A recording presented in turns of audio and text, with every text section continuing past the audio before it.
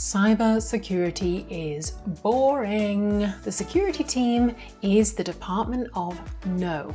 Cybersecurity is scary. If everywhere's getting hacked, then what's even the point? I'm not technical, so cybersecurity, that's beyond me. That's the job of IT. These perceptions and more are very common, and they're hugely influential when it comes to cybersecurity culture. I'm going to unpack why perceptions are so important when it comes to culture and look at some of the common perceptions that we have to try and tackle. Perceptions are beliefs or opinions about how things seem, and it is common in cybersecurity in organizations for perceptions to be based around fear.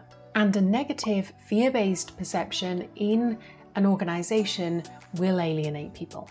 For example, if people think they're going to be blamed for clicking a link in a phishing email, then it's just most likely that they simply won't report it.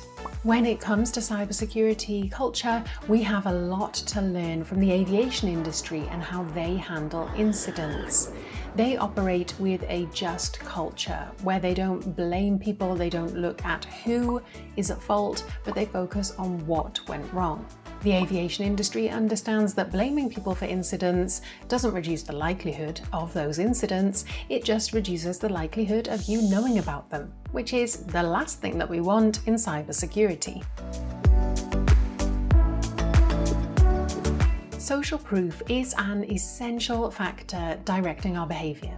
If we're unsure how to behave, we will look to others, especially those with authority or influence, and we will mimic that behaviour.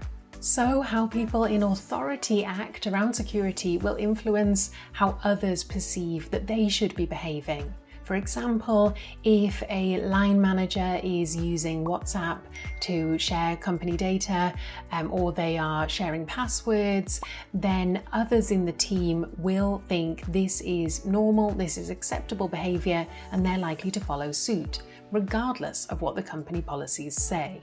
I'm not saying it's right, I'm saying it's human nature. And when it comes to security culture, perceptions of the security team are fundamental. What is the view that people have of the security function? Is it the department of no, or is it seen as supporting people and helping them in their day job?